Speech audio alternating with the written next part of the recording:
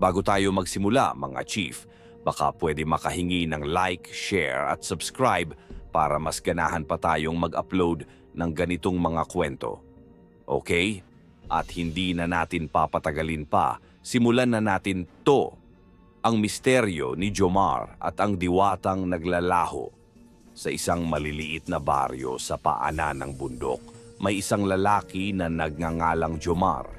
Siya ay kilala bilang isang tahimik at mabait na kapitbahay, ngunit may isang bagay na hindi maipaliwanag tungkol sa kanya. Tuwing ikatlong linggo ng buwan, bigla na lamang siyang nawawala. Walang nakakaalam kung saan siya pupunta o kung ano ang nangyayari sa kanya. Ang tanging alam ng mga tao ay pagkatapos ng isang buwan, siya ay babalik na tulala at laging may dalang ginto sa kanyang bulsa. Ang mga kapitbahay ni Jomar ay puno ng hinala at takot. Marami ang nagsasabi na siya ay kinukuha ng mga diwata, mga engkantadang naninirahan sa bundok. Ayon sa mga matatanda, ang mga diwata ay kumukuha ng mga tao upang gawing alipin o asawa sa kanilang kaharian sa ibang mundo. Ngunit bakit si Jomar?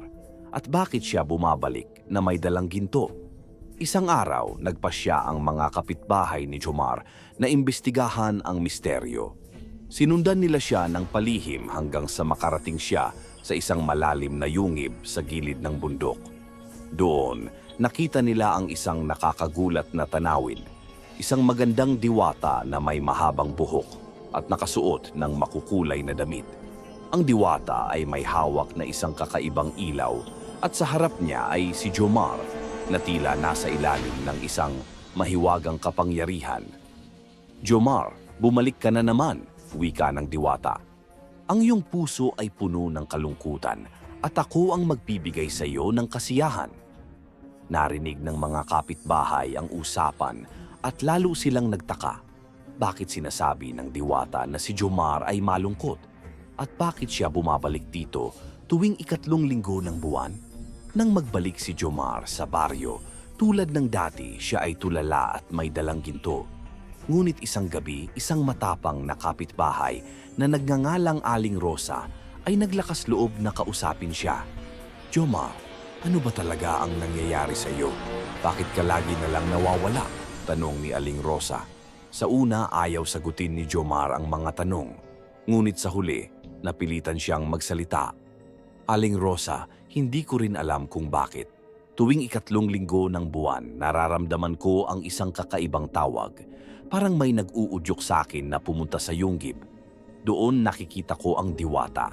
Sinasabi niya na ako ay espesyal at nais niya akong dalhin sa kanyang kaharian.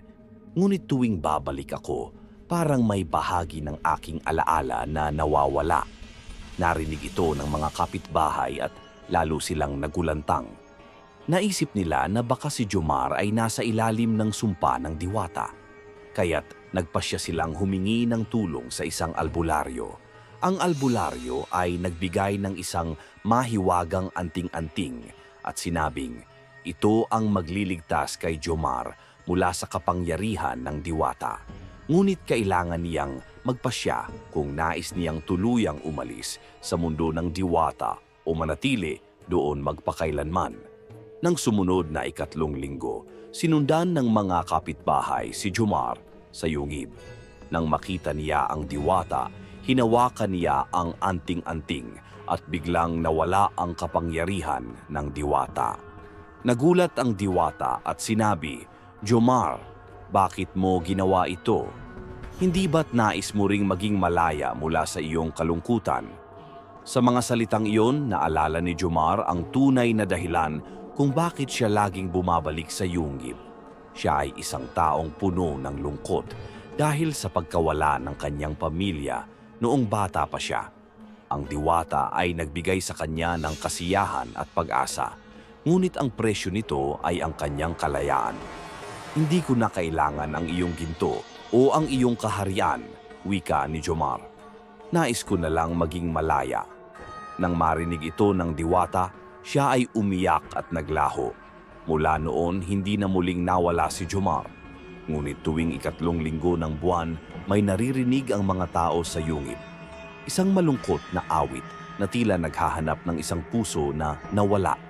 At si Jomar, siya ay nanatili sa baryo, dala-dala ang kanyang mga alaala at ang aral na minsan, ang tunay na kayamanan ay hindi ginto, kundi ang kalayaan at kapayapaan ng isip at puso. Tapos, sana nagustuhan niyo ang kwento.